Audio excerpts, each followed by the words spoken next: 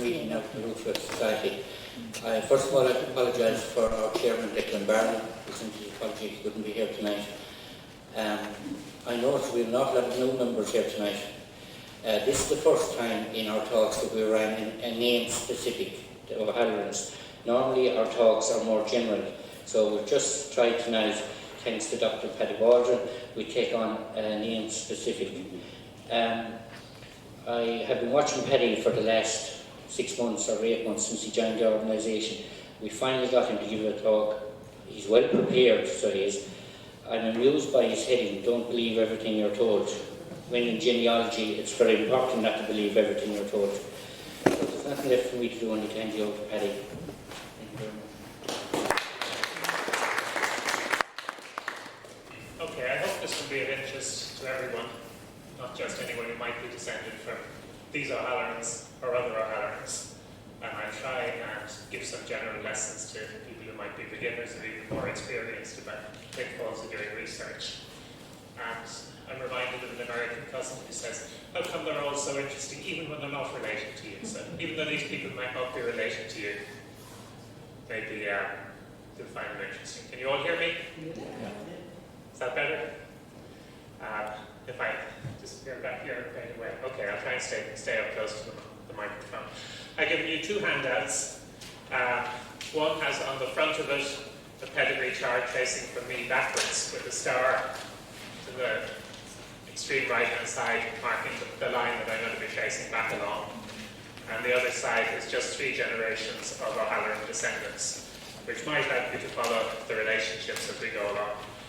And the other handout is just what you're going to see on the screen here, minus all the pictures and copies of documents that I'm going to put up. I'm going to break the talk into 5 sections. Is that big enough for everyone to read, or do you want bigger text? That better? Yeah.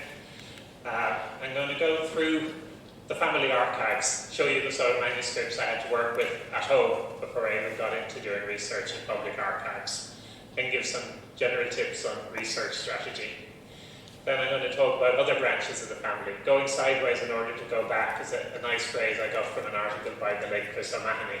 It says if you get stuck against a brick wall trying to go straight back, well, trace down the other branches and the brothers and sisters and see does that help you to go back. Then I'm going to talk about the Ballyconeen O'Hallorans. My O'Halloran ancestors lived in Sixmilebridge, the furthest back generation that I can trace, in the village of Sixmilebridge. And there's a much more prominent family based in Ballyconeen House, which is nearer to Bunratty, I think. I've never actually been there. And I suspect there's a connection, but I don't know what it is. And I'll show you several different theories as to what it might be. And then I'll just make some concluding comments about what we could or could not believe out of the stuff I have shown you. I'm told that there's an hour and a half on the videotape, so I hope I'll finish in about an hour. If I'm going too slow for you, I'm going to hurry up or start skipping material. I'm not an O'Halloran. There don't seem to be any O'Hallorans around. All the sons eventually died without issue, but there are many lines coming down through O'Halloran daughters, granddaughters and great-granddaughters and so on. So I'm following the line through my great-great-great-grandmother O'Halloran down. So I was born in Dublin. I'm living now in Ballina. I'm not quite in Clare now. I'm living on the Tipperary side of the Shannon, but almost in Clare. I look out the window at Clare as I work. I've been doing this research for 32 years. You can decide for yourselves whether I started very young or whether I'm younger than I look today. I'll just show you the first O'Halloran chart I could find, the earliest one I could find that I put together. That's a little difficult to read. Margaret O'Halloran, great-great-great-grandmother. I have names of 2 of her husbands. You'll see later on they're both wrong, and they're in the wrong order. She had 3 sons who went, I think that says Australia. I can blow up little bits. Yes, it says Australia in my scrolly handwriting. I was about to rewrite this, and I scribbled all over it and read it. My father got me going on this at an early stage. The only way I could date this document is Garrett Fitzgerald. Filled in my father's writing was his date of death in 1976. So I definitely done this before 1976. So it's at least 32 years old. Garrett Fitzgerald and my father went to Ferryhouse races on an Easter Monday together in 1970. And my father had a heart attack on the way home, and Garrett brought him home. Gary is long since dead, my father's still going strong. There's many unanswered questions after 32 years. I say they're starting young.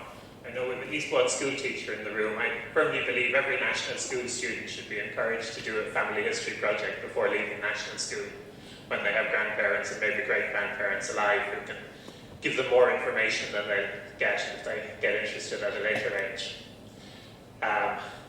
By coincidence, if you go back to the generation on that handout where Margaret O'Halloran appears, there's 32 surnames in that generation, 2 to the power 6. And Link can just bring up the page that you have. Take a moment longer because it's a PDF file. It's probably more legible on the paper in front of you than on the screen there. I can blow it up to full size so that you won't see the whole thing. So there's the line going across. Jack Waldron, Polly Nolan, his mother. William Nolan married Mary Kett, Michael Kett, and his wife Margaret O'Halloran. So I'll go back through each of those one by one. Now I'll tell you a little bit about them. My father was born in Limerick. He's living in Dublin at the moment, also known as Corey the Waldron. It's quite another story about whether Waldron and the Waldron are the same name and so on, which I'll tell another day in another context. He's contributed several articles to the other Clare magazine, including a related one on Sixmilebridge, Clerks and Petty Sessions, published about 1987. So if you read that article at the end of this talk, you realise there was quite a lot of wrong assumptions in that article when it was written. Anytime you publish an article, if you do good research, you can probably go back 20 years later and rewrite it and improve it considerably and take a lot of mistakes and omissions, false assumptions out of it. I didn't bring a picture since we're in the Cricket World Cup against England tomorrow. I thought I'd show you Ireland's oldest living cricket international in the heyday of his cricketing career. And his sister Kate, my aunt, who died about 14 years ago, was also very interested in family history. So I have all these bits and scraps, some slightly more organised, some slightly less organised to try and put together. This is Kit's writing, my aunt's writing. Stephen O'Halloran lived in Sixmilebridge. Mother Fitzgerald, the sister of Garrett's grandmother, Garrett, that I talked about a moment ago. She died and left 8 children. Now he died first. The father died before the mother. I'm not quite sure who left the 8 children. Peg O'Halloran, the great-grandmother, my 3-greats-grandmother, had a sister Bridget who died of cholera in Limerick. There's a few notes about her, with no date. I've kind of assumed on the handout it was probably 1832, which was when there was a cholera epidemic in Limerick. And there's other evidence as to her age, but that's just a guess. And we have to figure out who were Ed and Thomas with these dates of birth. I think they were Stephen's brothers. Date of death for Thomas. And then at the bottom we have first check for police purposes. I have absolutely no idea what that refers to. Every little family document has some mysterious statement like that that has to be followed up. Maybe after 30 years I'll find out what it's all about. My grandfather was the real source of information.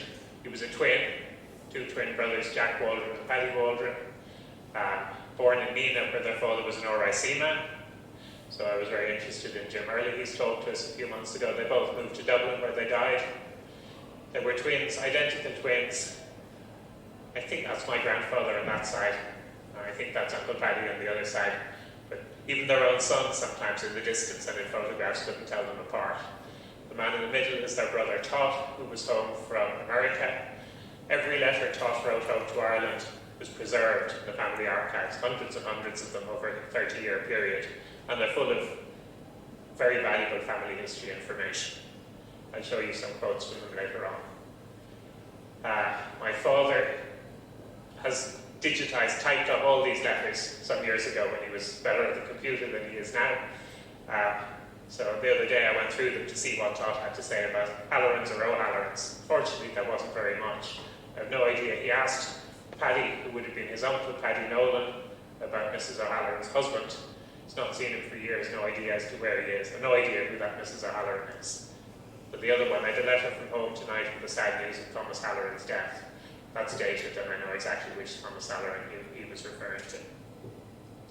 My grandfather retired at the age of 65, as far as I know. His mother was still alive. He was born when his mother was only 19. She had 4 children before she was 21. So in his retirement, and with his mother's advice, he started to put together a family tree. It's rather hard to see it. I put as much as I could on one screen. I can blow up little bits of it. Up at the top, he has O'Halloran. He didn't know the man's first name. His mother's grandmother's great-great-grandfather's first name he didn't know. I still don't know his first name. But he thought he knew where he lived. If we scroll over here, he has an address for the Iverstown House, Sixmilebridge. I'll show you some pictures of Iverstown House later. I don't actually believe that anymore. For many years I did. And then he has his great-grandmother, just scroll over a little bit. Oops, too far. Margaret has a date of death for her 1889, which I think is correct. Has 2 husbands. Couldn't be quite sure which the husbands were. Were they both Michaels, or maybe one of them was John? And they were definitely Ket and Carol. Don't know in what order. Eric, our treasurer, as you may know, has some Carol ancestors, and at one stage we thought they might be the same Carols, but we eventually decided they weren't. I now at least know the Carol husband was the second husband. So he was right first time. Carol's first name was Daniel, not Michael, not John. Ket's first name, I'm pretty sure, was Michael, although there is still a slight bit of doubt about that. And then you have to try and read the faded pencil comments. I don't know whether you can see a little bit of pencil over there. About as far as I can make out, it says buried in Ballyshean. Ballyshean is one of several cemeteries for the Sixmilebridge area. I've been there a couple of times. I've never found any of the graves, which according to these family papers are supposed to be there. I've never gone and done a really thorough search with a scythe and whatever else you need in an overgrown cemetery, and a spade to dig down for buried stones and so on. So maybe one or other husband or the wife or all 3 are in a grave somewhere in Ballyshean. I still haven't given up hope of finding them. I've talked to Michael McNamara, who's done tombstone inscriptions for the Steve Aughty Journal, and we're thinking of maybe paying a visit to Ballyshean together to try and transcribe the whole thing someday. So this pedigree comes down to about the 1950s, more or less what you have on the handout in a slightly different format. Again, you can see things were put in pencil first, dates changed, filled over, like any family tree that anybody makes up. You'll never get it right the first time. Now we have computers and we can print out a clean copy. In those days it was all in a painstakingly put together big long scroll of paper covering all branches of his ancestry in one long scroll, so it never got rewritten. Then there's another piece. What am I doing for time? Not really speeding up a bit if I'm going to get through everything. This is another version. I think this is the other twin's handwriting, Paddy Waldron, my great-uncle Paddy's writing. The last one I showed you had only 3 children of O'Halloran of Iverstown House. Again, he thinks this man was in Iverstown House. The only way I can date this is it was slightly after 1942 when Mary or Maura Waldron married Martin O'Flaherty. Their daughter Donla was born in 43. She was probably the only one in that generation, so I'm guessing it was done around 43. There were lots of other grandchildren born soon after her. We've some extra children here. We have the Bridget, who we saw in another document, who died of cholera in Limerick. We have John Ket, who I think was Michael. And we have another sister who isn't mentioned on Jack Waldron's chart, Lucinda, postmaster and distributor of stamps. So I wondered, did she really exist? Or why did Paddy have her there in the 1940s? And when Jack, the twin brother, did a pedigree in the 50s, why did Lucinda disappear? We'll come back to Lucinda later on. Now, I wish somebody could explain these things to me. See also pages 457 and 458. Of what? I've had this document for decades, and I've no idea what pages 457 and 458 refer to. There's not many books with that many pages. I've wondered, could it be a family Bible? And why would people be putting the genealogical material in the middle of the family Bible? And where is it today? And the genealogical tree.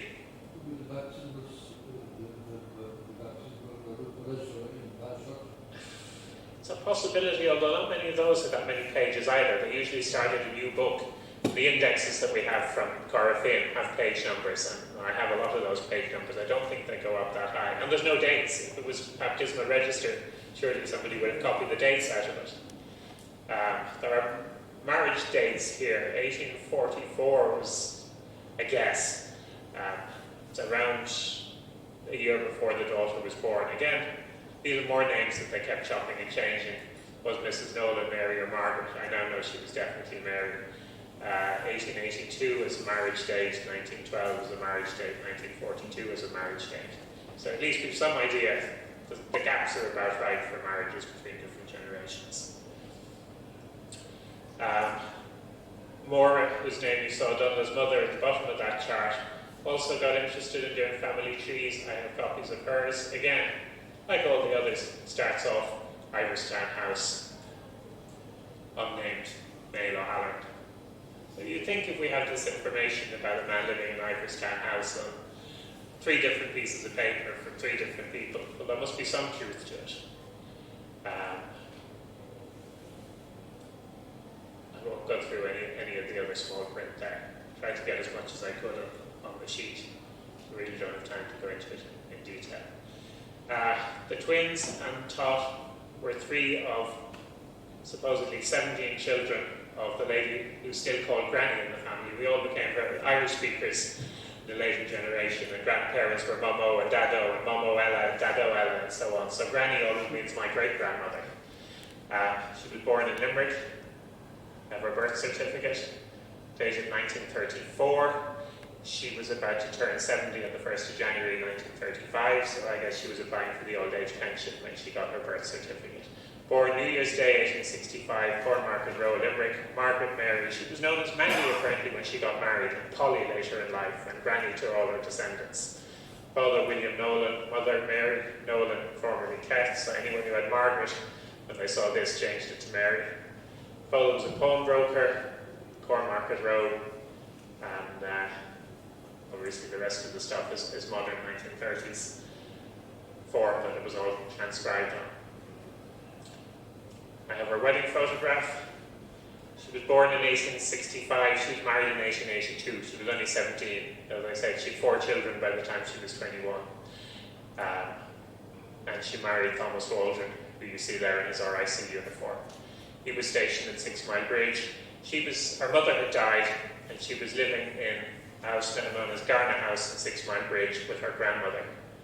I don't know where her father was. He went to Canada either shortly before or shortly after that marriage and left most of the family behind. That's another story. I have the marriage certificate, 25th of April, I think, 28th of April, 1882, Thomas Waldron and Polly Nolan. Actually, she was Polly in the indexes, in the official register. Full age, 17 years, bachelor, spinster, policeman. She was a shopkeeper at the age of 17. Her father was a pawnbroker, and the 2 Thomas Waldron's father and son were both policemen. I guess we should look at the sponsors. I don't really know much about either Michael Rowe or Helena Keane. I don't think they were relatives, but they could have been. But you might be familiar with the name of the officiating priest, Father Sylvester Malone, who was a well-known historian, wrote a number of history books. The photo of her later life, when her 17 children were grown up, she changed a little bit from the young 17-year-old in the wedding photo. And I have an 1865 diary, a printed diary. There's a memoranda section at the front. Our calendars for 1865. It starts out William and Mary Nolan, Mayket, married the 19th of January, and this is significant, 1864. January 1864, marriage. That's a date that should stick in every genealogist's head, because civil registration of Catholic marriages, of course, began 18 days earlier. And in the following pages, we have names and dates of birth of their children. My grandfather has then filled in dates of death later on. This is Margaret Mary Polly Nolan, born 1st of January 1865. My grandfather filled in her date of death, 13th of April 1953. I'll just show you little bits and pieces from a few other pages of this diary, illustrate various things. This is Granny's brother, Martin William Nolan. She filled in that he died October 17th, 1910 in New York, aged 38 years. He did go to live in New York, but he didn't die there.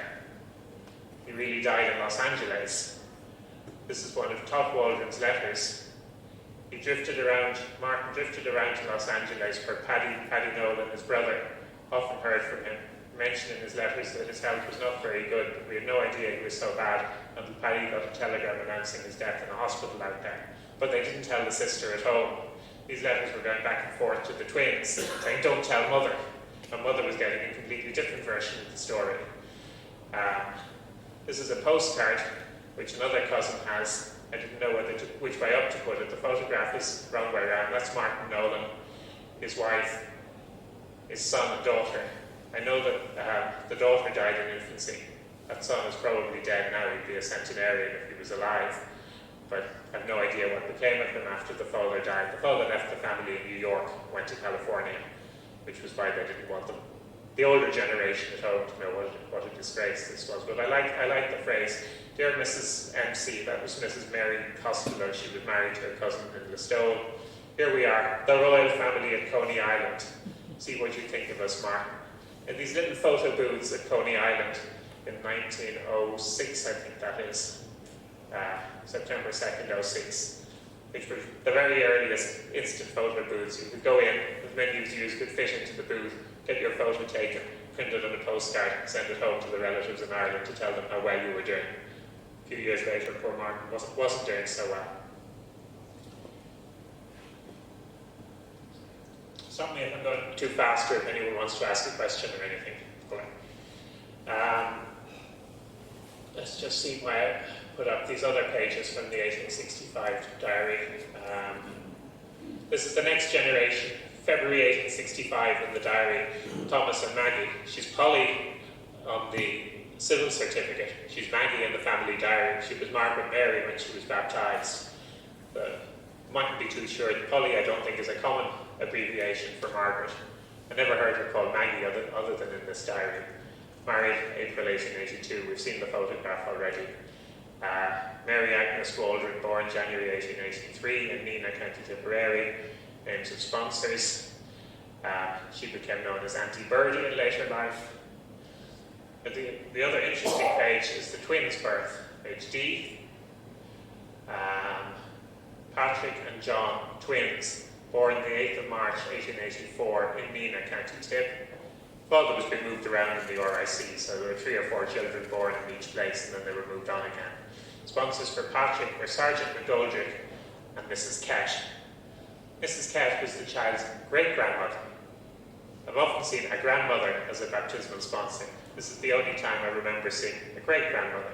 So you would imagine, I discussed earlier, was she Mrs. Carroll first and then Mrs. Kett afterwards, or Mrs. Kett first and then Mrs. Carroll? Here she is as a great-grandmother being described as Mrs. Kett. So you wouldn't blame somebody for thinking that Kett was the second husband. Don't believe everything you read. Sponsors for John were Sergeant Kavanagh, I think, and Miss Mary Waldron, probably an aunt. And then my father has filled in dates of death. I've even filled in a few little bits in this diary. Thomas was taught, he went to America. All the sponsor names. Most of the sponsors seem to have been fellow RIC men rather than family members. So there's not really a whole lot of genealogical information in the sponsors. You might have noticed we didn't have sponsors on the first page for the first generation.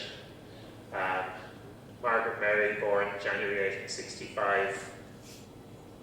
Somebody else born 66. No sponsors' names filled in. But it's an 1865 diary embossed on the cover is the year 1865. So my initial instinct was, oh well, the first child was born New Year's Day 1865, they went out and bought a new diary to write all these things into. And that was original. I'm still not sure. Somebody bought and kept a diary from 1865. but we have another document. I should probably skip down. I'll go back to Biddy Early in a minute. I call this the Commonplace Book because it's not a diary, it's a completely blank thing. Names of our children: Margaret Mary, born 1st January 1865, sponsors Bridget Hawke. Bridget Hawke was Mother Mary of the Angels and the Good Shepherd Convent. Her sister was married to a Nolan, and John O'Halloran was Granny's godfather. So I'm now beginning to think maybe this was the original list of the children, including the sponsors' names. But why are there two versions in existence? Which is the older? Which one do I believe? There's no real conflict between them, thankfully, but if there was, it'd be hard to figure out which one was the more reliable. Come back to a few more stories about Granny, as we call her, Polly Nolan. She was always talking about Biddy Early. Most people here are probably familiar with Biddy Early. So somebody eventually made her write down the stories about Biddy Early that she used to tell. Biddy Early, her real name, I never met her. She died in 1878, I think I have there. So Granny would only have been 13. 1874, so Granny was only 9 when Biddy Early died. Hardly surprising they didn't meet. I always heard my grandmother tell incidents which she personally knew about her. She lived in a townland named Inga. I think it's the townland of Ing. Nobody early experts here, have we? Tell us where. Ing?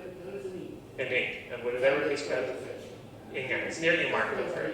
And did she live there? No, I thought she lived there. So we're supposed to have been in Feetle.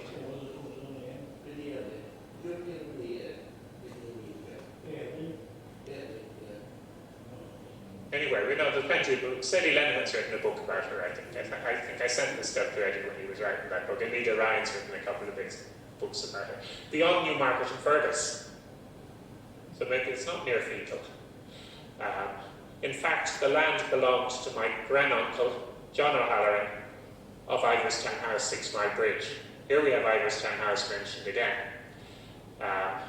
One incident which my grandmother told me was a man in 6Milebridge had fever.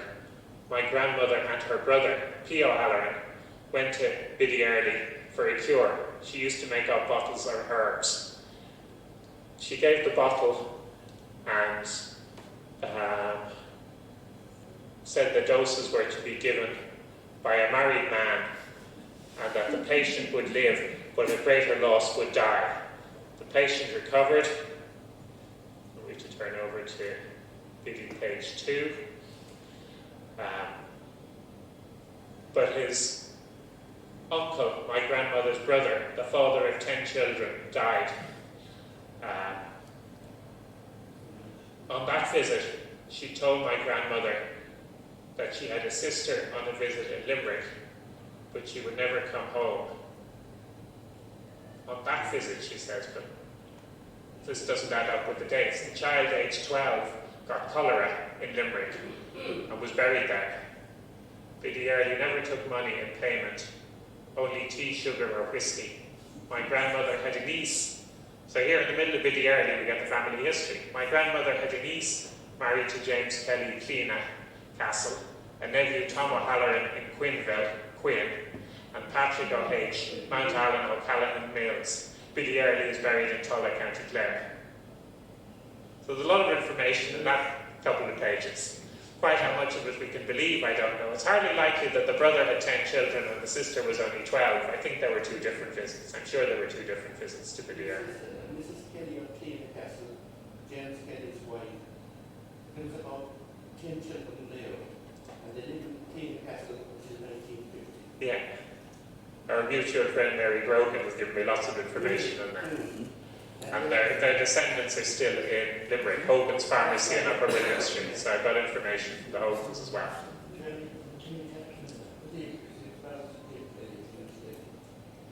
We'll come back to them later on. So there I just typed out. I didn't think I'd be able to read that difficult handwriting on the screen, but managed it. Granny was the daughter, born 1865, of William Nolan and Mary Kett.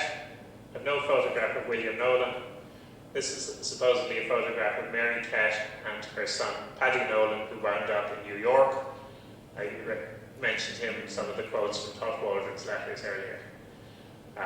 So that would have been taken roughly early 1870. She died 1876, and the eldest son was born about 1866, so it must be only a few years before her death in the 1870s. So at least they were prosperous enough to be getting their photographs taken in the 1870s. That was still fairly early to be getting studio photographs done, as far as I know. William Nolan was born in Listowel, County Kerry, died in Calgary in the Northwest Territories. It's a little lesson in geography for you, but he was buried in Calgary, Alberta. Alberta became a province of Canada on the 1st of August 1905. He died on the last day of July, and he was buried in the first week of August. So it had changed from the Northwest Territories to Alberta, while he was lying in a funeral home somewhere. He went to Canada because his nephews were in Canada, and the whole extended family from Kerry. There's an article in the All Limerick Journal by my father and myself on the Nolans, which will fill in more of that. There's his grave in Calgary, which I visited about 10 years ago. Can't find the wife's grave, which is only out in Ballyshean, but no problem finding the husband's grave up in Calgary. Mary was born in Sixmilebridge, died in Limerick. That little pencil note that we saw suggested, oh no, it's another pencil note somewhere else that she was buried in Ballyshean, but no sign of a tombstone. They were married at Sixmilebridge on the 19th of January 1864. Clare Journal, 25th of January, says on the 19th at the Roman Catholic Church of Sixmilebridge, married by Mr. Clune, PP. Those days the Catholic priest called Mr., just like the clergy of the other denominations, assisted by the Reverend Mr. Kennedy. William Nolan, Esquire, pawnbroker of Limerick, to Mary, daughter of the late Michael Ket. Now that's pretty good evidence that he was Michael rather than John. It's a newspaper published not too long after he died. And niece to John O'Halloran, Esquire of Sixmilebridge. So why is the uncle mentioned in the marriage notice? That's kind of unusual. So it's beginning to give us the impression John O'Halloran must have been either an important person in the family or an important person in the village of Sixmilebridge. So we'll trace him up a little bit more later on. And we don't have a civil record of that marriage, but we have somewhere down here, Nolan William, Mary Ket, 19th of January 1864. So Father Malone, or Father Cotter, when he was parish priest in Sixmilebridge, was kind enough to photocopy the pages out of the index for me when I went over to check the records some years ago. We've already looked at what I'm calling the Commonplace Book. I don't know where the phrase Commonplace Book arose, but it's sort of a book that contains nothing but family information. Not quite a family diary, not quite a family Bible, so that's probably what that blank document is. Not sure which version was primary and secondary source. Again, all these families seem to die out. They had 8 children, only my granny has left any living descendants that I know of. That little child in the royal family picture that I showed you earlier may have left descendants, but I haven't been able to track it. You would not believe how many Martin Nolans lived in New York in the first years of the 20th century. It's not that common a name in Ireland, but there were dozens of them in New York. I have slight hopes, actually, of tracking him down through his mother, because I have Martin's marriage certificate, which gives the father's both parents' names and both the mother's parents' names. He married a Kerry woman in New York.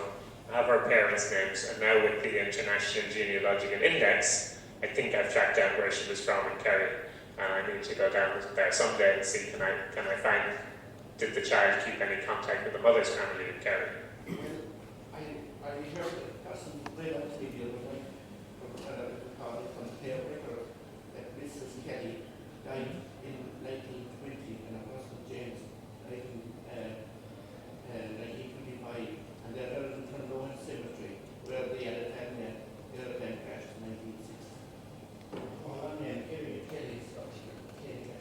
I'll get that information off you later and write it down, because I'm not sure that I have dates of death. Is it on the handout? No. Fill it in on the handout and give it back to me and take a clean copy. William, as I said, went to Canada. That's a whole long story. I could give another lecture on the Canadian side of the family history, but that's for another day or another county. Mrs. Kett, I think we call this lady, because when she was godmother to her great-grandson in 1884, she was Mrs. Kett. I have her sideboard and her rocking chair, and we call them Mrs. Kett's sideboard and Mrs. Kett's rocking chair. And they've come down through the family for 6 generations. I have a picture of her. It's not very clear. I took that out of, I think out of the other Clare article. There's probably a clearer copy somewhere else. In her face, you can barely see. She's a bit cross-looking. All dressed up for the photograph. She died in 1889, if I remember correctly. So that's a fairly early studio photograph from probably some Limerick photographic studio. I don't know when she was born. I'm not sure where she was born. We saw all those papers said that her father lived in Ivorstown House, so I always thought she was probably born in Sixmilebridge. I'm beginning to have doubts. We know when she died, 1889, March the 22nd, died in Sixmilebridge, but she was Margaret Carroll on the death certificate. Spent years looking up Margaret Kett in indexes. I knew she died in 1889, I knew she was Margaret, I knew she was from Sixmilebridge, but I presumed she was Mrs. Kett because she was Mrs. Kett in 1884 and she hardly got married that late in life. Eventually I copped and I went back and I looked for Margaret Carroll, and there she was in 1889, as my grandfather's pedigree had said. Female, widow, 75 years, take that with a grain of salt if you will. It's the only evidence we have of her age. Widow of a shopkeeper, died of apoplexy, paralysis, paraplegia, 20 hours, certified. Informant, Thomas Frost, her son-in-law, present at death, Sixmilebridge. Thomas lived to be 96, so there's plenty of tales of him still around. A Sixmilebridge Clarkson Petty Sessions article in the other Clare will tell you more, registered April the 2nd. And another Frost was the registrar. No relation to Thomas as far as I've been able to trace. I presume it was Dr. Frost from Newmarket, Edmund Frost. Beachlawn, yeah. I have more information about him, but it's not really relevant to this story. So she had 2 husbands. Can't find the marriage to Michael Kett, but there's a gap in the Sixmilebridge marriage register just before the birth of their first child, and I'm guessing that she was married in 1839 or 1840 in Sixmilebridge in the period when there's no surviving records. But they could have been married somewhere else, maybe that's why there's no record. But you'd like to be able to check the Sixmilebridge register for the relevant period first, and it's not there to check. It's just a short gap of about a year. Her second husband was Daniel Carroll. That one does appear in the register. Married about the 9th of August 1856. It's just hard to read the date, to be quite sure, but going through the sequence, it's about that date. And he seems to have died about 2 years later. And the main evidence for that is the change of occupier in the valuation office records. The cancelled books following on Griffith's valuation show that Daniel took over as occupier from Margaret Kett, or as we see down here, Margaret Kilt, as it appeared in the printed version of Griffith's valuation. So again, if you're searching the Clare Library database for the Ketts in Griffith's valuation, you won't find her because the typesetter misread Kett as Kilt. So I think she's under Kilt on the website. As Mrs. Kett, she was godmother to her grandchild in 1866, to a great-grandchild in 1884. In a 1886 will of her nephew Matthew, son of John O'Halloran, she got 30 quid out of 1,298. A lot of money for somebody to be leaving in 1886. And in Griffith's valuation, well, she was almost correctly kept, but she was killed instead. In 1884, her brother left her 25 quid, but he called her Margaret Carroll. Her nephew in 1885 left her 20 quid. He called her Margaret Carroll. But by 1886, the other nephew was calling her Kett again. So who knows what she was called around Sixmilebridge, but it's... If you have somebody who married twice and had 2 surnames, make sure you check the maiden name and the first married surname and the second married surname, and you might turn something up with a surprising version of the name. She had 3 sons. They're supposed to have gone to Australia. I don't know anything of their descendants. They could be out there. I've got lots of lists of cats in Australia, but I can't match them up.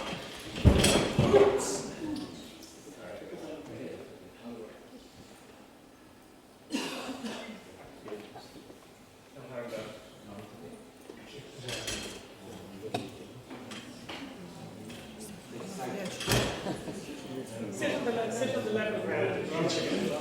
Sit on the next one.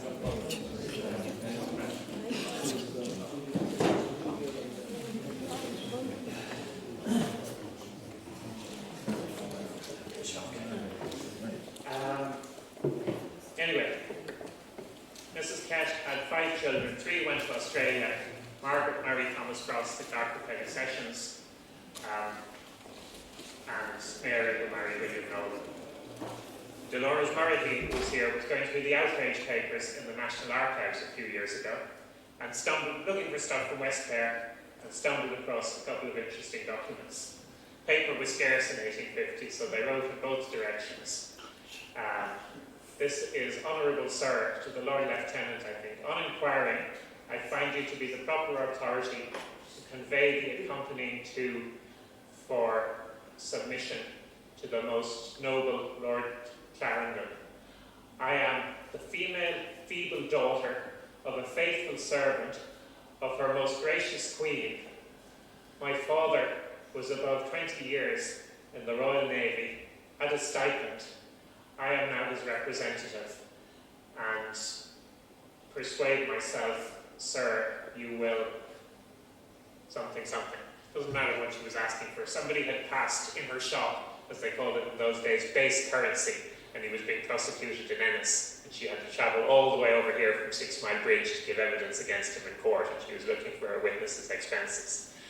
But as part of that claim, she gives us this tantalising little nugget of family history. Her father is now his representative, so he must have been dead by 1850, and he was upwards of 20 years in the Royal Navy. So was he living in Iverstown House when he was in the Royal Navy? Was he in the Royal Navy before he started having children who ended up in Sixmilebridge? Was he away in the Royal Navy while they were growing up? All these questions came to me when Dolores first gave me this document. I still haven't answered them. So as I said, 32 years of research and lots of unanswered questions. There's a second document in the file, which is harder to read. I can't blow it up to quite the right size. But somewhere in here, she's described as the widow Kett. Yeah, the memorial of the widow Margaret Kett of Sixmilebridge, County Clare. So we know she was widowed by the 1st of November 1850. And somewhere in the middle of the text here, she talks about her 5 orphan children, which confirms orphan in the sense they lost their father, they still had a mother. All 5 of them were still living in 1850, and there were only the 5, and we know that from the baptismal registers. But we don't know her father's name. She could have at least said his first name, or what rank he was, or what ship he served on, or something to tell us where to find him in the Navy records. But all she says was upwards of 20 years in the Royal Navy. We go over to Kew, to the British National Archives, to look up somebody in the Navy. First question they ask you was, what ship did he serve on? I've been over there, spent a couple of days there. Don't think I got anywhere, but I'll come back to that later. So that's basically a lot of what I was left with in family papers at home, a little bit of what I confirmed or didn't confirm in public records. So let's think, where do we go from here? We have loads of information, but there's always another question. There's always a dead end. The dead end in this case is the man in the Navy who everybody said lived in Iverstown House. So I just put in some general comments here for advice and research. Don't believe everything you're told. Think laterally. If you're looking for somebody in Sixmilebridge, tell somebody who's gone looking for outrage papers from Doonbeg, they might be able to help you. Double check everything. We've already shown you lots of things that seem cut and dried and proved wrong. Be open-minded about all your sources, don't jump to conclusions. Half of what I've shown you was right, a goodly proportion of it was wrong. Be prepared to travel. You might have to go to Kew or somewhere to chase somebody you thought never left Sixmilebridge. Get to know the places where your ancestors lived. Talked a lot about Sixmilebridge. I have some pictures. This is the funeral of Mrs. Frost, the wife of the Clerk of Petty Sessions, who died in 1888.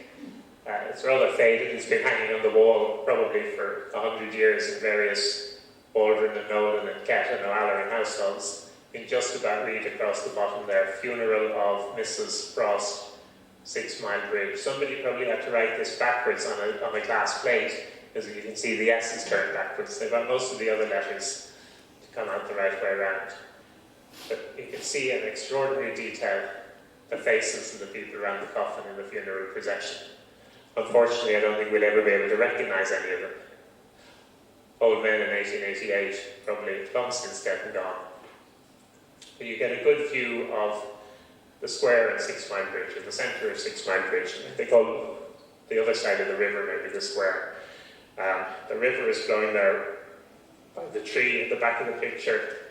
From the valuation office records, I know that most of those houses on that side of the street were O'Halloran houses. John and Patrick O'Halloran, Mrs. Ket's two brothers, were in business there at different times, and they rented out some of the other houses to tenants. On the other side here, you can't really see the houses, but there's the house known as Garna House, which was where the lady whose funeral this was lived, and her mother continued to live there for, well, only survived her by a year. Mrs. Ket survived both of her daughters. One died in 1876, the other in 1888, and the mother lived to 1889. The other thing to note, where are the women? Any women at that funeral? No. Women didn't go to funerals. To Catholic funerals in Clare in those days. I think they still don't go to Protestant funerals in parts of Northern Ireland. So unfortunately there's no sign of Mrs. Ket, the bereaved mother, in that picture. So she's probably at home in the house over on this side. How can we be so sure that that's what the picture is?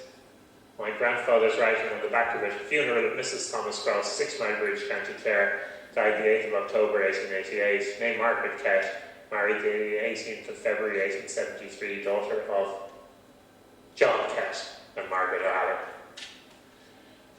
He was Michael Ket when his other daughter was getting married. Now he's back to being John Ket. I only noticed when I was putting these together last night, these two postcards were sent on the same day. I didn't scan the back of them. My father has them in Dublin, 26th of October 1911. Same scene, no funeral, same tree. You've got a better view now. This row of houses here, if you go back through the valuation office records, were 3 or 4 separate houses, which around 1873, when Tom Frost married Margaret Ket, were all amalgamated into one house and became known as Garna House. The bowway is still there, or it's there again.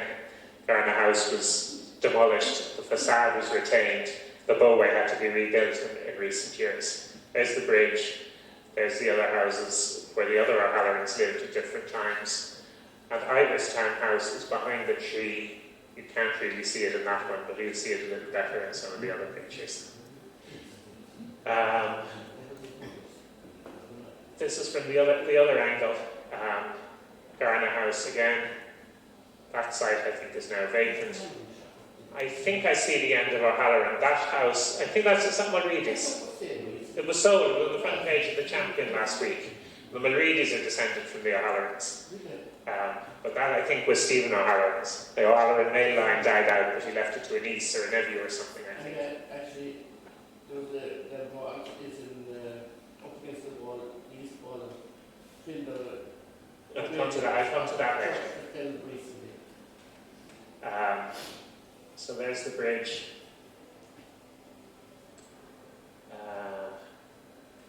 Couldn't find the postcard from which this is taken, but this was another piece of family history which has been copied many times. Sent, that's my father's writing, sent to my grandfather in 1935, or 7 or 9, sometime in the 30s. I didn't quite get it on the copy. In 1844, Garna House was the residence of Mr. John Kett, CPS, Clerk of Petty Sessions. That was like the district court clerk in those days. And his wife, Margaret May O'Halloran, my great-grandparents on the maternal side, J.W. Pub at right angles to Garna House marked Stephen O'Hallorans at the top of the square.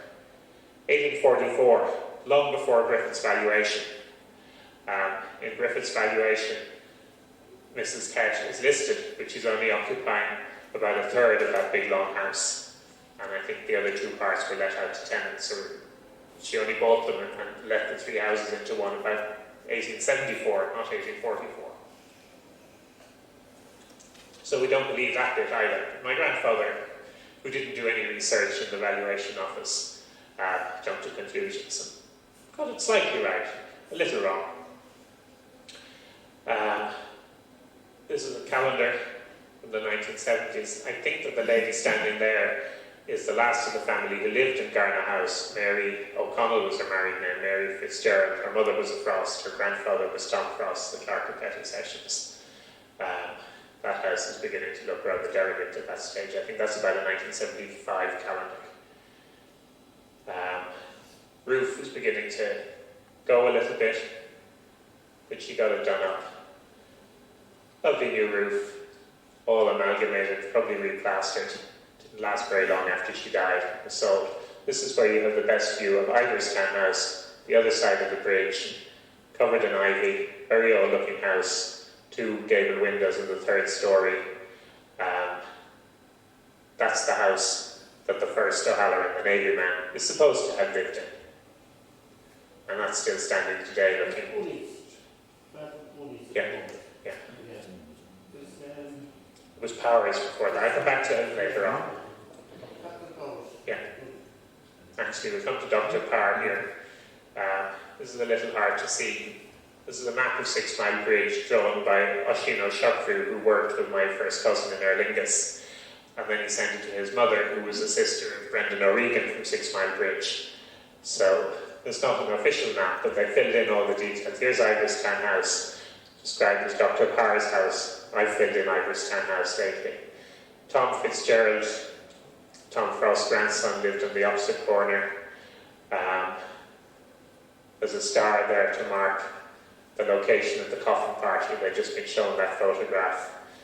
There's Frost's house, Garna House, just on the river. They used to hang the fishing rod out the window, catch an eel out of the river for breakfast. They were that close to the water. Various other details filled in. Nothing about O'Hallorans living on this side of the street. Here lived Paddy Lonergan, porter and general factotum of the railway station. House number 2 lived the Breen family. Don't know anything about these people. In your time, house number 3 was Casey's pub. So the O'Hallorans had long left that side of the street. There's a slightly better map. So they turned around from the angle of the photographs. Ivorstown House is over here on the corner of Georgia Street. There's the river.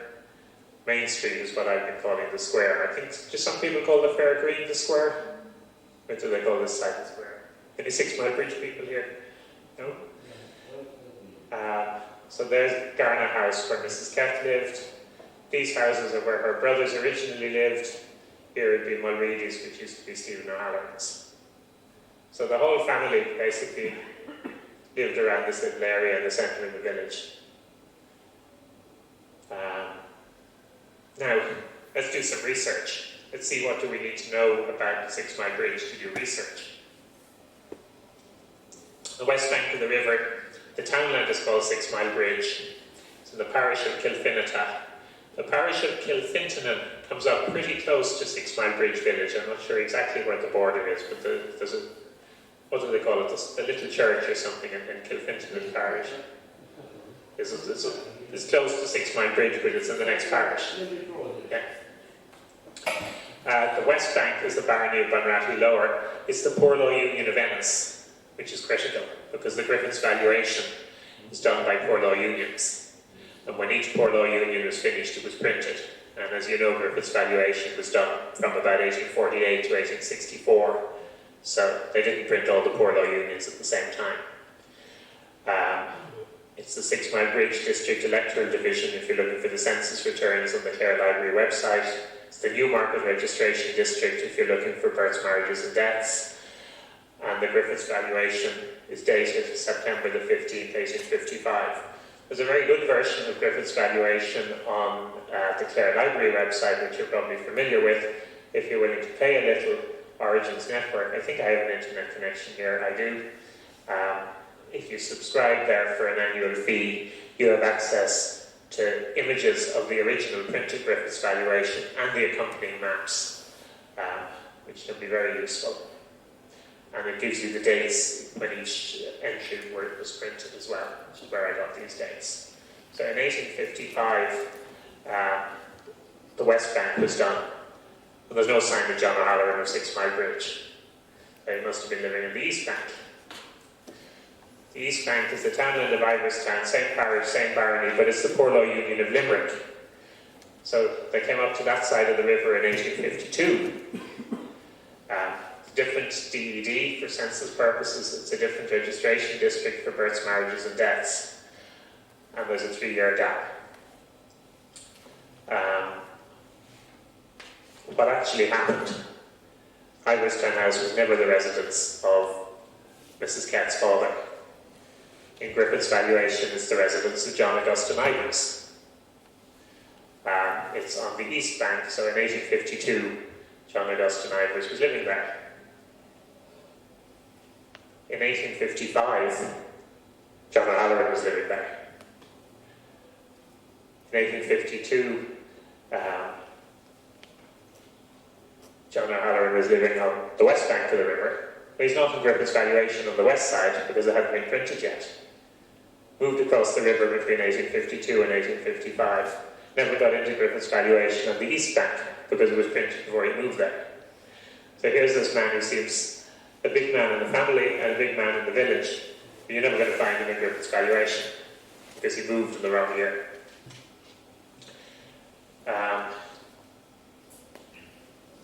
Just before I come on to a little more about John O'Halloran, let me say something about the other sources that you can use. The internet, I've shown you one or two Irish origins, you're all familiar, I hope, with Clare Library. The Tom's directories, I'm not sure there's the local study centre Tom's directories here. They're in all the Dublin repositories and they're enormously valuable. The National Library main reading room has a full set. National Archives manuscript room in the National Library and the Dublin City Library have, I think, every 5th year on the open shelves. But if you want to follow somebody who had a public job like Clerk of Petty Sessions, or we saw Lucretia O'Halloran earlier was the postmistress, you'll get every local Clerk of Petty Sessions and postmistress for every year in the Tom's directories. And it was enormously useful to go through the old directories and list who held these offices. And it will give you dates when people were appointed, dates when they died, clues where to go to find out where you might get a death certificate or whatever. Don't be afraid to ask others for help. That's what we're all here in this room, in this society for, is to help each other. Expect the unexpected. Fortuitous and not so fortuitous coincidences. I talked about Dolores family things in the outrage papers that none of us expected to be there. I'll tell you a sad story. I was reading my Clare Champion a couple of years ago, and I saw this acknowledgement notice for Teenie O'Grady of Blakemount House, Tubber. Blakemount House was mentioned on my grandfather's pedigree as the residence of Bridget O'Halloran, daughter of John O'Halloran. And I had no idea what happened to her descendants. She married John McInerney of Blakemount. I found them in the 1901 census on the Clare Library website. And I said there was a big family, they must have all died out or emigrated or something. But when I saw that acknowledgement notice in the Champion, I typed in Blakemount into Google, and the first hit that comes up for Blakemount is a site run by a guy called Pete Casey, who some of you would know. Paddy Casey in Switzerland, who anyone who uses the Ireland Clare list on Roots Web would be familiar with. So to pass on his regards, and if we were having a reception tonight, he would have sent us a few bottles of wine from Switzerland. He wishes he could be here. But browsing through Paddy's stuff, I find Teenie O'Grady, Nate Casey of Tubber, had an almost biblical memory of the Tubber families and their comings and goings, filled in many gaps, directed my searches to more fruitful roads, usually the first number I would try when needing pointers in the genealogy of the Tubber family. God knows what she knew about her O'Halloran grandmother. I'm so sorry I didn't find out about her in time to ask her. Another fortuitous coincidence, when I started preparing this talk, I said, why haven't I ever found the O'Hallorans in the tithe records? They'd lots of property. They should be listed in the tithes. Does that mean they hadn't come to Sixmilebridge before the tithes were taken? I couldn't find the village of Sixmilebridge, so I did ask Peter Byrne on the 16th of January, why can't I find Sixmilebridge village in the tithes? And here's an email which Maureen Coburn had sent off the previous day to somebody else who'd asked exactly the same question. I've been speaking with a historian, sorry about the quality of this scanning, who has researched and written about Sixmilebridge. He can't explain why the village doesn't feature in the title plot notes, although he says the village was fairly run down at that time. So sadly we don't have tithes to go on for Sixmilebridge village. Lots of other information, but no tithes. But at least I found it out in a painless way by asking the right person on the right day.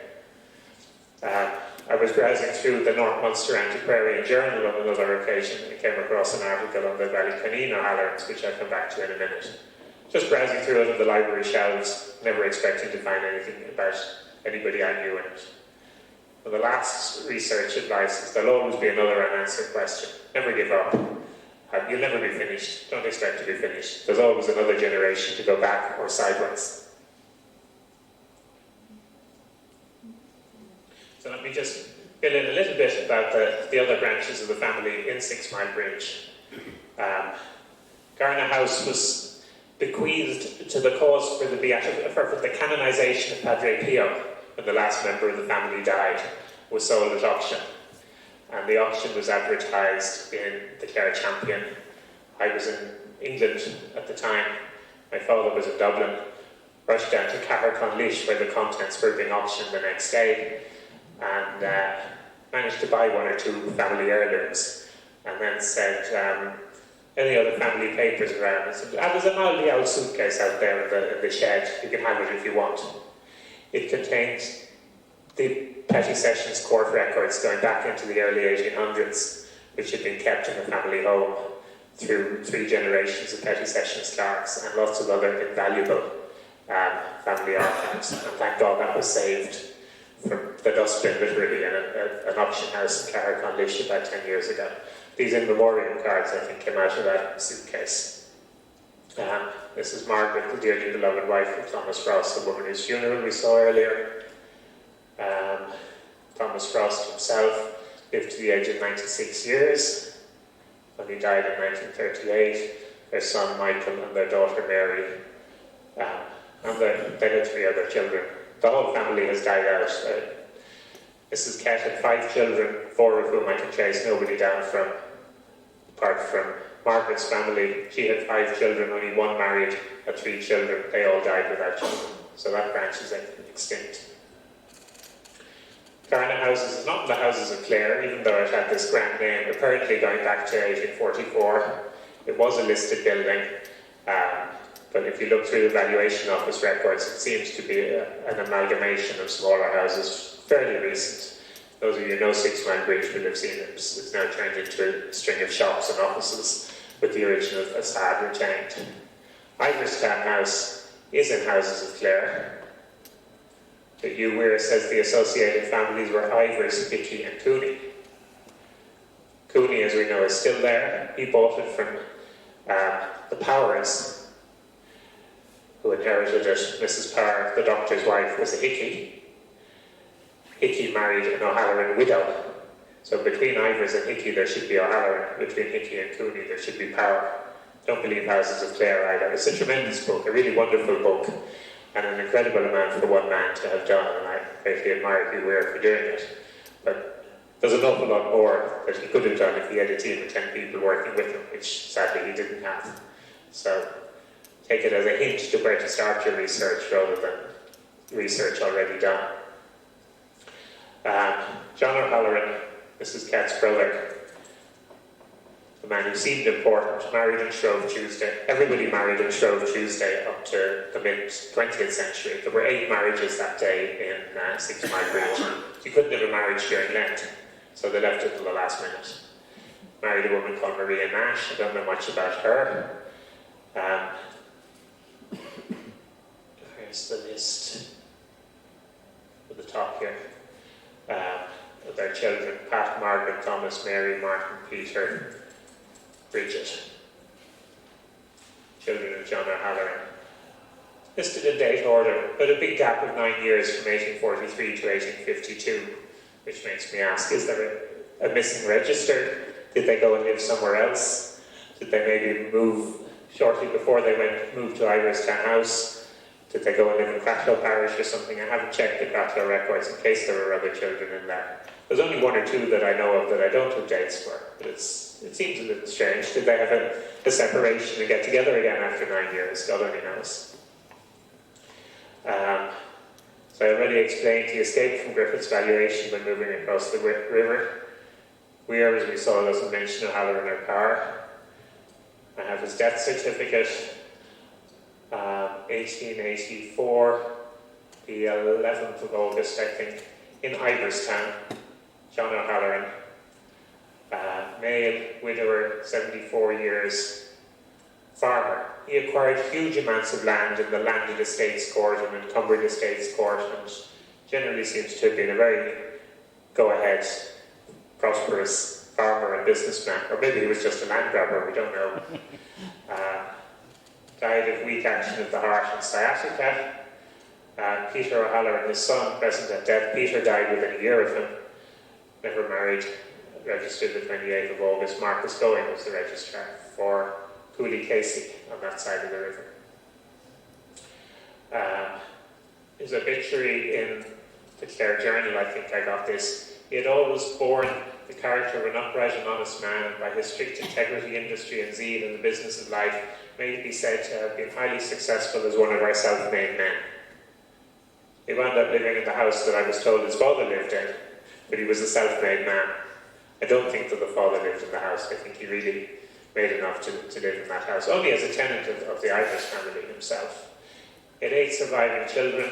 Matthew inherited Iverstown, which was sold by his widow's second family, the Hickeys and the Powers. I won't go into the law case because we're running out of time.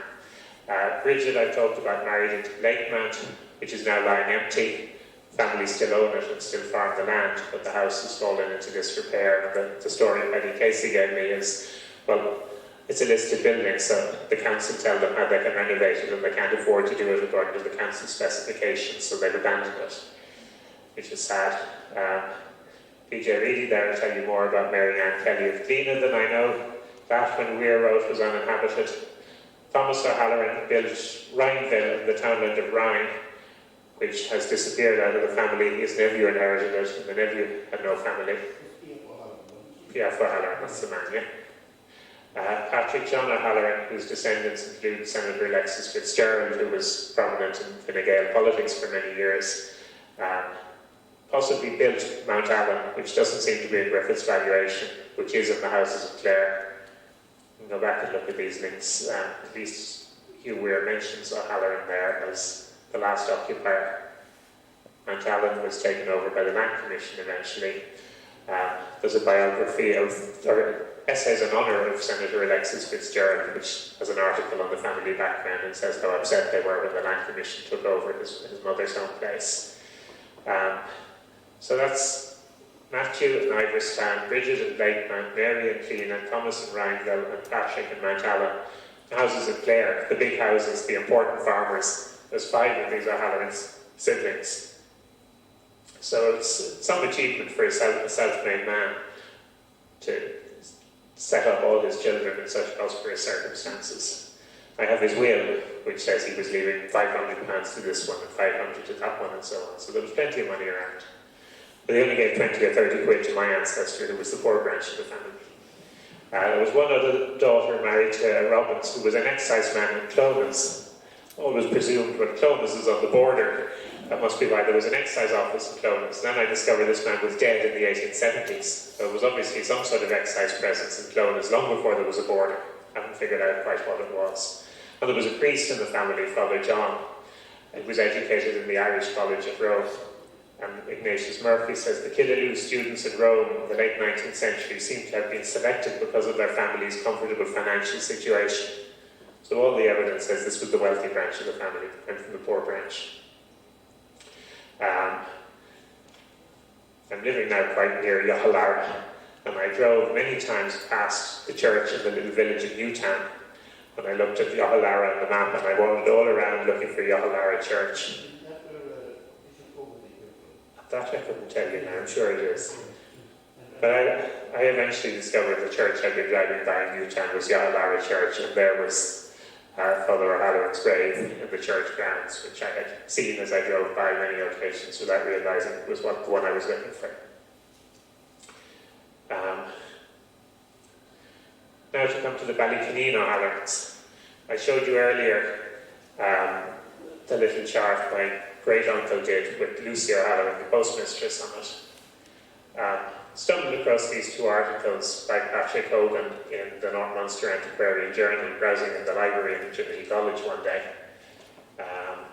One in 1948, which is a long and convoluted story of family relationships with no accompanying chart to help people follow them. So you need a large clean sheet of paper if you ever read it to write out all the relationships so that you can understand them. There's the house from the Clare Library website.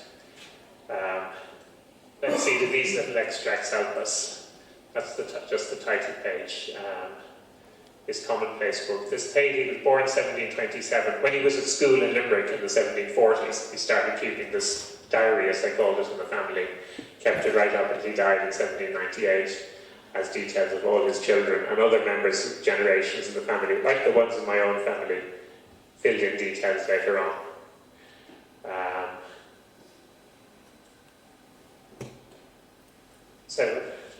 Several years later, he actually published a verbatim version in the 1956 edition of the North Munster Journal. The relevant extracts are these ones. Lucretia, she must have been Lucinda on the handwritten one I showed you earlier. She's really called Lucretia, or known as Lucy, the youngest child of the diarist, born in 1785. And we've seen death certificates for Mrs. Kett and her brother John, which put their births around 1810 or 1815. So they couldn't possibly have been siblings of this woman who was born. Not only was she born 30 years before them, but she was the youngest of her family, not the oldest of the long-tailed family. She was the youngest of about 19. She was for many years before her death in 1847 postmistress of Sixmilebridge. She died unmarried. Go on to the next page. It is believed that James, her brother, inherited the considerable property left by his sister, the postmistress in Sixmilebridge. So where's that property in Griffith's valuation? She died in 1847. Griffith's valuation was 1855 on that side of the river. And the only O'Hallorans in Sixmilebridge in Griffith's valuation are my family that I've been looking at. So it's tempting to think that in fact this James might be the man in the Navy, might be the man who didn't really live in Iverstown House, might be my great-great-great-great-grandfather. But I'm not convinced, because there's other evidence to suggest otherwise. There's another little bit here from the article. I thought, well, if I find the grave of these O'Hallorans, it might help. This is the one PJ was talking about. The vault in Tom Finlow Church, the principal burial place of the Hickeys, and one of the O'Hallorans married a Hickey from 1700 to 1897. It's a large, plain, stone-built structure situated within the ruined Tom Finlow Church. It bears no name or other indication of its ownership. I went up there a couple of years ago and he's right. It says the O'Halloran burial place, or the O'Halloran family grave, or something like that. That's the sole inscription. I was never so disgusted. At least I found it, not like Ballysheen, where I can't even say which grave is the O'Halloran grave. So much too old Lucy to be a sister of John and Mrs. Kett.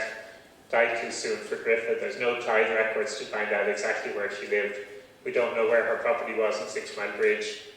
We don't know for sure who inherited it. Her brother probably, but who inherited from him? So I was quite convinced at this stage, well, James must be my ancestor. Then I saw a letter in the Clare Champion from a lady in Dublin who's descended from the Roach Kellys, who are related to the Ballyconeen O'Hallorans. And she sent me some handwritten stuff by Patrick Hogan, in which he said, the O'Hallorans of Mount Allen, that's my lot. Patrick John, son of John, went to live in Mount Allen. Mrs. Hogan, meaning his wife, thinks that this family are descended either from one or other of the direst Tady O'Halloran's brothers, John and Dennis, not from Tady himself, not from his son James.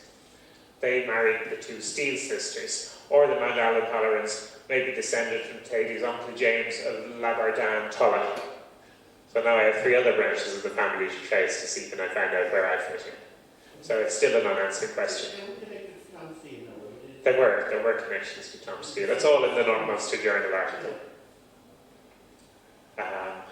And if you want to see the pedigree, the slightly more coherent pedigree, John O'Brien, who's involved in the Shannon Historical Society, not John O'Brien the bookseller or the photographer, another John O'Brien, has extracted a pedigree from those articles, which is up on the internet, which was a little easier to follow than the original articles and easier to get at.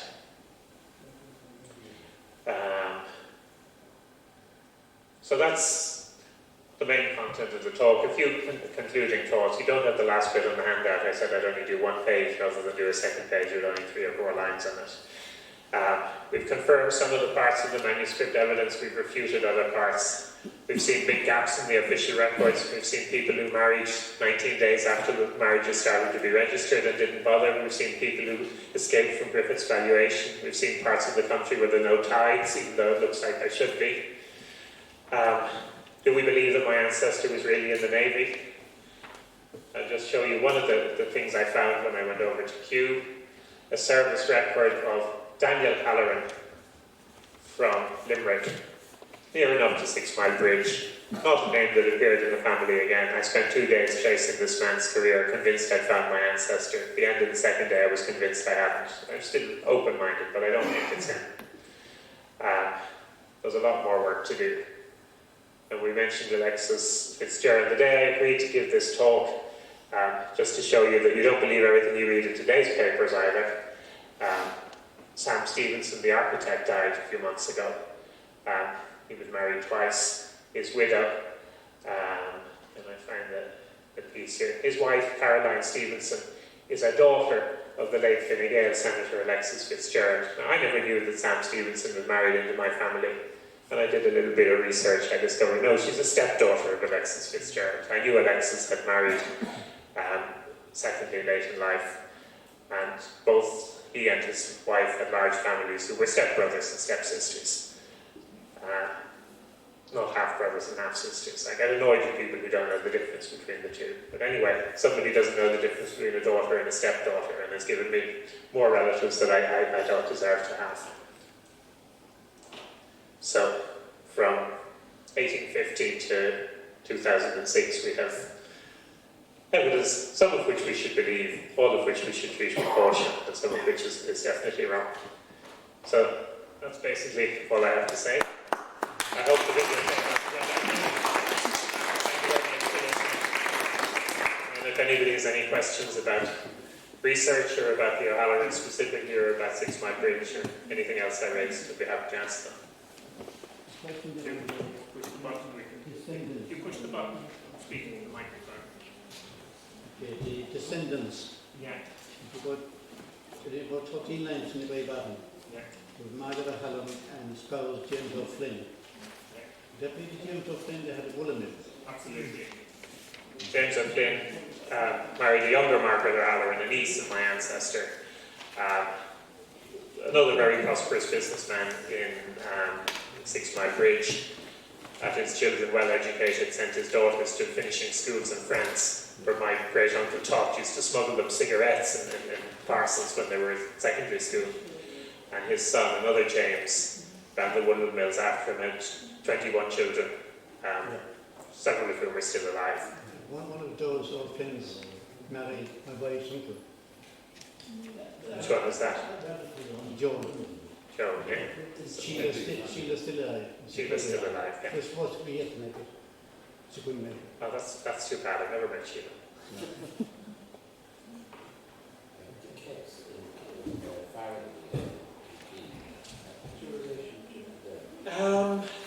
I've never traced any connection. How far back did the chairmen of the county council go on the board? Joseph Kelly Kett from Faraheen near Kilkee was chairman of the Clare County Council around 1916 or so. When Thomas Frost retired as Clerk of Petty Sessions, this is what the article in the other Clare is about, the magistrates, the local magistrates had to elect a successor. And they kept electing as his successor his daughter Georgina, whose name went up to Dublin Castle for approval, and it kept getting rejected because she was a woman. And if you go back to the 1987 Other Clare, you can read the whole story of the case she took to the House of Lords for her right to be Clerk of Petty Sessions. But among the local magistrates, ex officio was the chairman of the county council, who was Joseph Kelly Kett. Or among the county magistrates, and it was usually, she was clerk for Newmarket and Fergus and Sixmilebridge districts. So it was only the magistrates, the justices of the peace, resident in that immediate area, who came to take part in the election. But along with the locals, along comes Joseph Kelly Kett. So I don't know whether he came as a political point because he was the chairman of the county council and because he wanted to stand up as a politician for women's rights, or whether he came because the candidate's mother was a Kett and he was somehow distantly related. I have no idea where Michael Kett was from. Oh, right, that I don't get. The other point I want to make is that the O'Hallorans in Ryan, they were generally referred to as the Coney.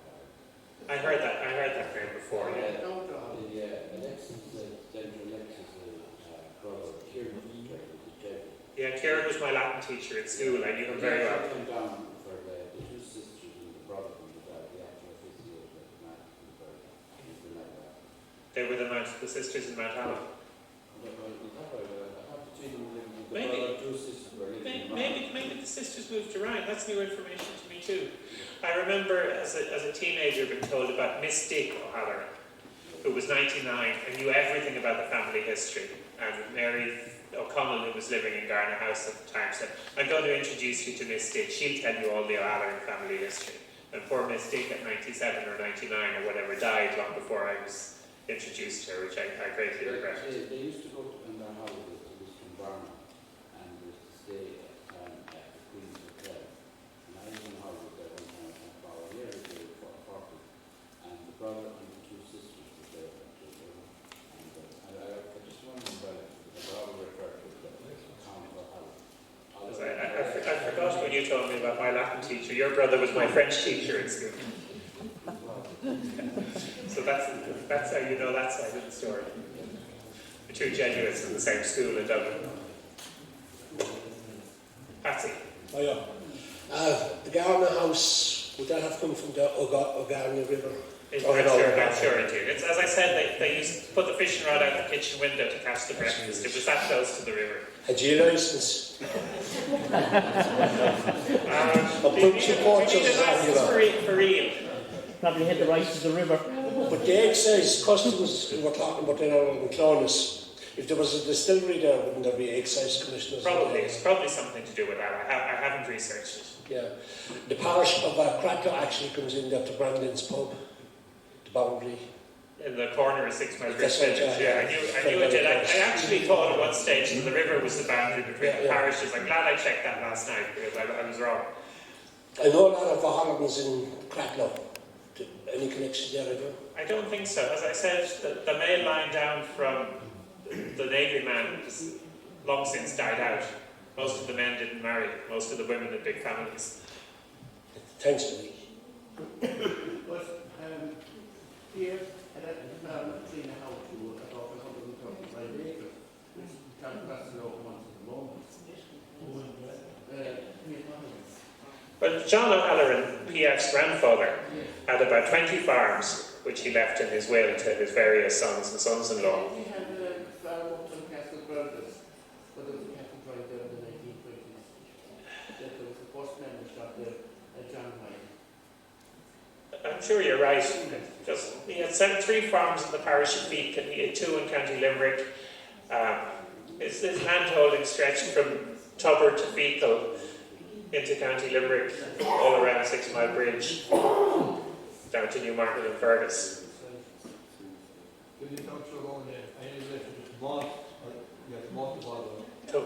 Tomas and my father were double first cousins. Tomas in the dictionary. The two twins married 2 sisters. Sean, the engineer. Yeah. My father's living in the house. The house where my father's living, he bought from his first cousin Sean, who bought it from his brother Tomas. So there've been 3 the walls of their families in succession in that house in Dublin. Well, they have relations Absolutely, that's the other. If you look at the handout, you'll see that they carry the whole side of the family is there as well. Yeah.